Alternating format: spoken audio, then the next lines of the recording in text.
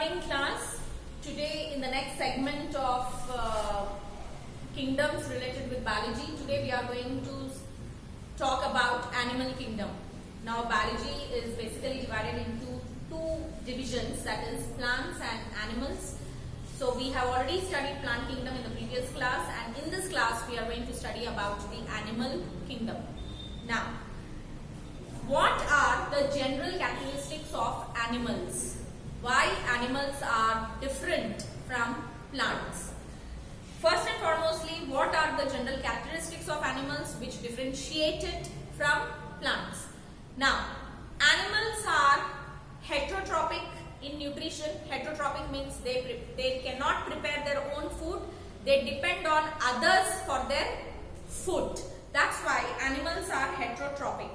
Animals are multicellular.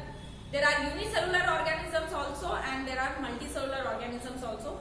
So animals are multicellular organisms. They are eukaryotic. Eukaryotic means they have a true nucleus in their cell. The nucleus is surrounded by a nuclear membrane. That means it has a true nucleus. That is why it is eukaryotic. In prokaryotic, there is no true nucleus. You have the cytoplasm and then the nucleus is there, but it is not having a nuclear membrane. So in eukaryotes, you will have a true nucleus with a nuclear membrane. Then animals do not have cell wall. The cells of animals do not have cell wall. Plants have cell wall. Animals do not have cellulose.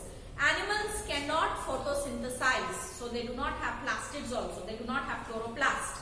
They do not have the green pigment with which you can prepare the food material by a process called photosynthesis. So that is lacking in animals.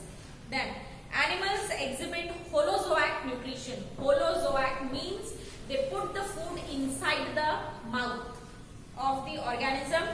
Animals, they are containing sensory or nervous system. Then animals can reproduce by sexual reproduction. That is, sexual reproduction means fusion of gametes. Males produce sperms, females produce ovum. That you have studied in your 10th class. So fusion of gametes takes place only in animals. Then they have excretory system. They store the reserve food material in the form of glycogen. Starch is the reserve food material in plants, but glycogen is the reserve food material in animals. And growth occurs in animals in all parts of their body. So these are, and animals exhibit locomotion. They can move. So these are the characteristics of animals. Now then you have difference between a plant and an animal. Now what are the differences between plants and animals? Now plants, they do not have a definite shape. Animals have a definite shape. Animals, they do not have cell wall. Plants have cell wall. Animals, their nutrition is holotropic. They put the food inside their mouth. And heterotropic nutrition is there in animals. Autotropic nutrition is there in plants. Autotropic means, auto means they can prepare their own food material. Then chlorophyll is absent in animals. Chlorophyll is present in plants. Locomotion is present in animals. It is absent in plants because plants cannot move.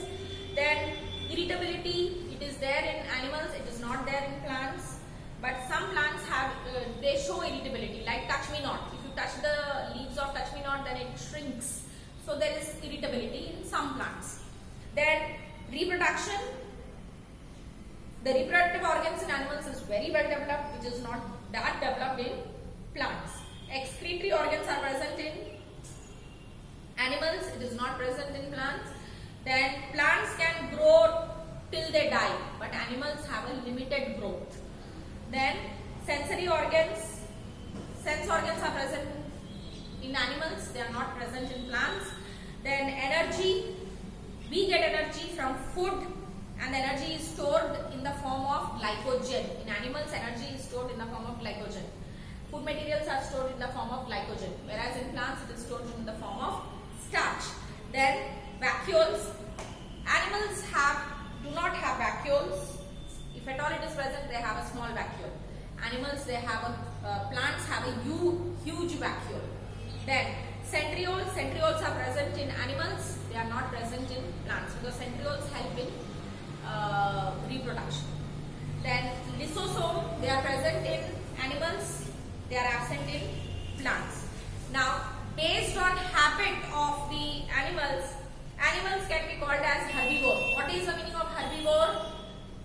Plant-eating animals are called herbivores. Flesh-eating animals are called carnivores. Animals which eat both plants and animals, they are called as omnivores. Those animals which suck the blood of other organisms. So those animals which suck the blood of other organisms, they are called as sanguivorous. Then those animals which live in the body of other animals, which depend on other animals for their food, they are called as parasites. Parasites can be ecto or endo. Endoparasites means the parasite which is living inside the body of the host. Like we are having worms in our stomach. So that is endoparasite.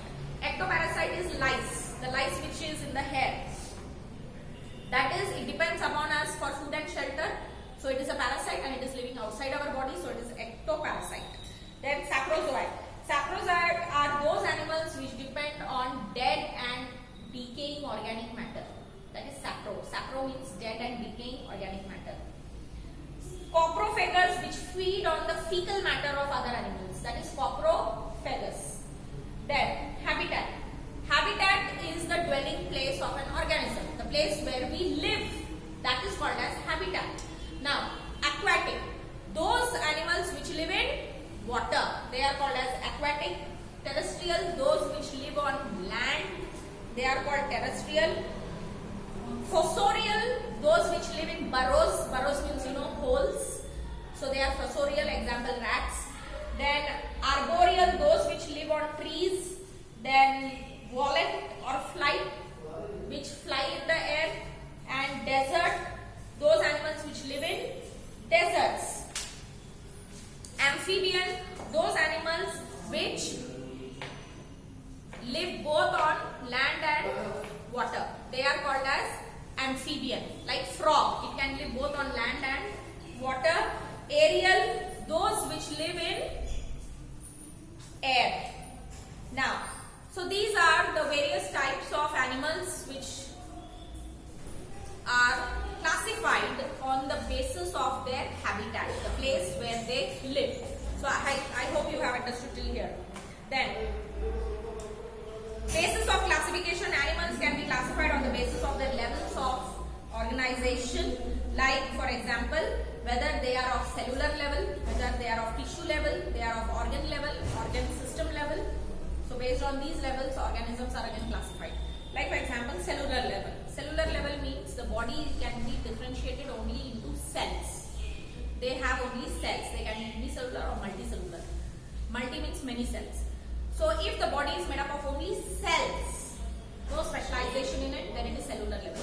If the body is made up of tissues, cells cluster to form tissues, and group of tissues which are specialized to perform various functions, then the organism is called as tissue level. The organism is having tissue level organization. Then next is tissue organ. If the tissues cluster together to form an organ and that organ performs a basic function, then that is called as tissue organ. And if all the tissues cluster to form a particular organ, like for example, digestion is performed by the digestive system. So there are various organs of digestive system. Can you tell me what are the various organs of digestive system in our body? Mouth, esophagus, stomach, large intestine, small intestine. These are liver, pancreas. These are the organs of digestive system.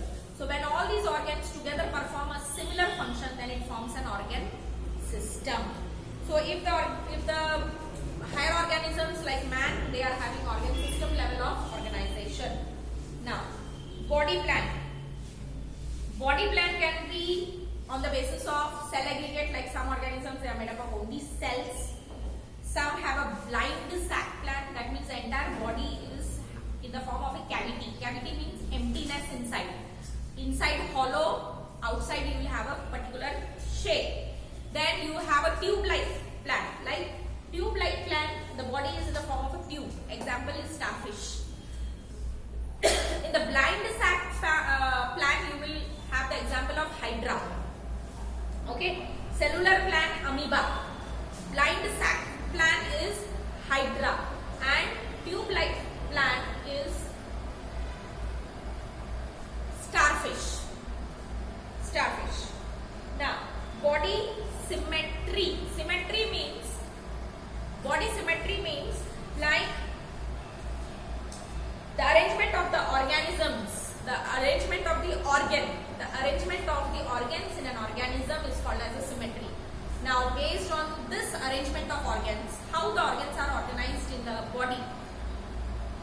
So, the symmetry can be asymmetry. Asymmetry means the body cannot be divided into any plane. You cannot cut the body. And you cannot cut the body in such a manner that equal organs are present on equal sides. Then it is asymmetrical. Symmetrical, radial symmetrical. Radial means, like for example, if this is the structure of a body, you can cut it from any plane. You will have equal number of organs. This is the organism and you can cut it from any plane, then it is called as radial symmetry. Then bilateral. Bilateral means, like for example, this is the organism and you can cut it into two equal halves and both the halves will have the same organs. So that is bilateral symmetry. Bilateral means longitudinally you can cut the body into two equal halves and both the halves will have the same organ systems. So that is bilateral symmetry. Now, what is the meaning of anterior position and posterior position? Anterior means above, posterior means the bottom position. Always remember, anterior means above, posterior means below position. Dorsal means front position, ventral means back. Dorsal means the top position and ventral means the behind position. Like for example, our mouth is ventral. Ventral means this is the front position, is our ventral. But actually this is our dorsal position, this is our ventral position. And anterior means above, posterior means below. Now, body cavity, now germ layers. Every organism is made up of germ layer. Germ layer means how the cells are arranged in the organism. So cells are arranged in the form of layers. Ectoderm, outer layer, skin is ectodermal. Endoderm, internal organs are endodermal. Mesoderm, in between the ecto and endo you have meso, tissues present. That is called as mesoderm. So these are the three germ layers: ectoderm, endoderm and mesoderm. Some organisms may have only two germ layers, ecto and endo. They don't have meso. But some organisms like higher organisms will have ecto, endo and meso. Then next is body cavity. Under body cavity means that inside your body there are certain things. In our body, if I rip my body, then I will get a viscera. Internal organs are present inside my body. So there are some organisms which may not have anything inside their body.